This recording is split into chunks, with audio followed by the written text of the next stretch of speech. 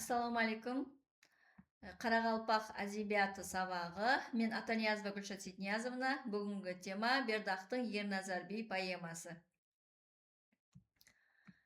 Ерназар бидің бұл суретін һәммеміз хабарымыз бар. Көпшілік жерде тарқалған.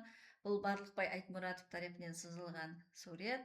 Ерназар би хақында халықта көптеген рауиятлар жүреді. Ерназар би халық арасында Ерназар Алакөз деп танылған. Һәм сол уақыттағы Бердақтың Ерназар Алакөздің заманласы болған, һәм Бердақ патриот шайыр болуыменен бірге сол Қарақалпақ әдебиетінде сол тарихи поэмаларды жазып қалдырған, мирасларды жазып қалдырған шайыр сипатында белгілі. Бүгін Ерназар би поэмасы талдаймыз. Мысалы, Ерназар би поэмасынан үзінділер. Әуел Айдауыс баба өліп, орнын тұтты Ерназар би. Қарақалпаққа аға болып, хүкім етті Ерназар би. Қарақалпаққа аға болып, сұңқар салып бедеу мініп, кеуіліне келгенін қылып, болып өтті Ерназар би. Бердақтың Ерназар би поэмасында сол Ерназар биге тәріп берген, һәм ол жүда Ерназар биді сол һәр тәреплеме сол инсан сипатында суретлеген, һәм инсан сипатында оның қандай болып өскенлігін, сол реал уақияларды сол поэмасында келтірген Бердақ. Қыпшақ ялғаннан дауа қылды, дөхметтен мойнына құн салды, бір қалмақ жасауыл болды, пұл бермеді Ерназар би. Яғни халықта гәп бар, Ерназар Алакөз салық жинаушыларға салығын бермей тартып алады. Яғни халыққа салық жинап бермейсіз, сіздер үшін ешнәрсе қылып отырған жоқ. Яғни ол жерде біздер өз алдына халық боламыз, өз алдына халық құрамыз деген неде бұл жердегі сол уақиялар атрапында болады.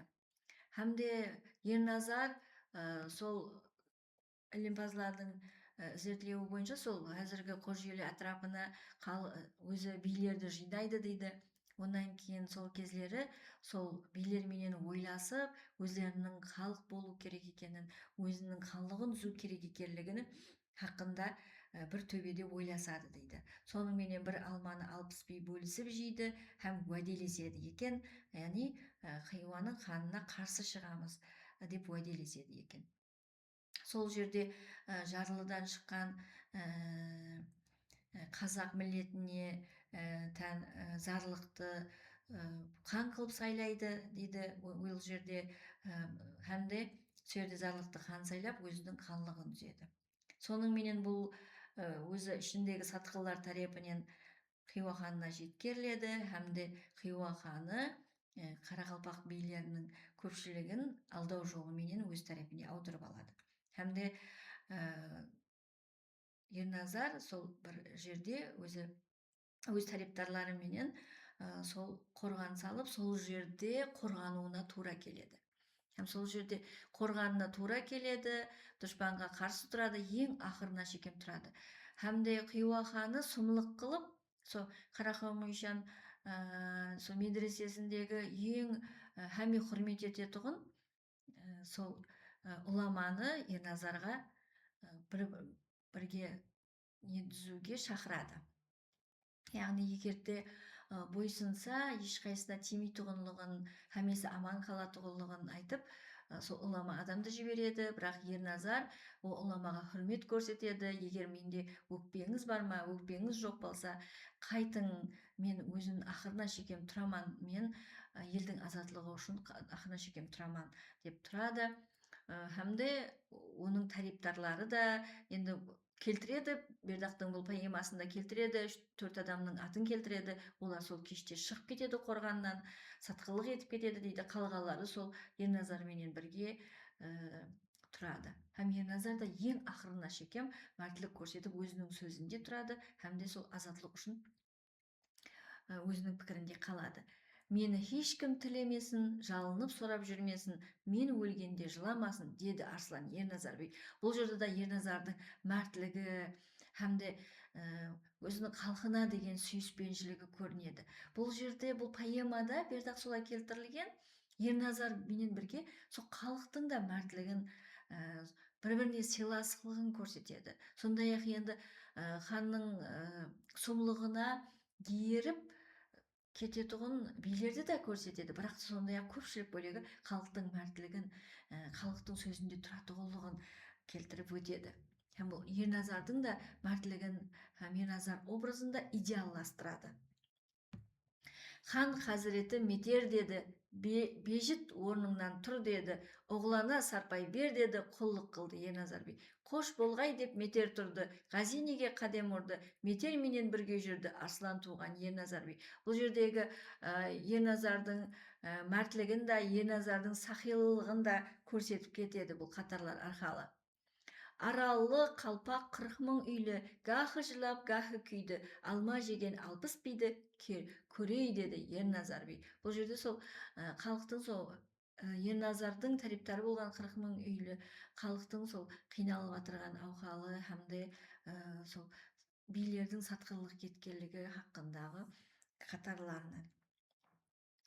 Қоруғлы бекте ереді, қатарда қосан нар еді, толы жұртқа даркар еді, шей түгелді Ерназар би. Бұл жерде фольклорлық ұсылда бердақ сонша Ерназардың мәртілігіне, Ерназардың адамгершілігіне сүйсініп, ұсында етіп, фольклорлық ұсылда Ерназарды тарифлейді. Һәмде бұл поэмада ең ақырында сол Ерназардың өліміменен жұмақланады, өз тариптарлар тарапынан, сатқылар тарапынан өлтіріледі. Бұны бердақ сол заманлары бұл поэманы жазу жүда қиын болған. Хиуа халқына қарап тұрған уақытта, бірақ бердақ бұған қол ұрған. Бердақтың сол батырға деген, халыққа деген, халықтың әрекетіне деген сүйіспеншілік бұл 1855-56 жылғы халық көтерілісі хақында.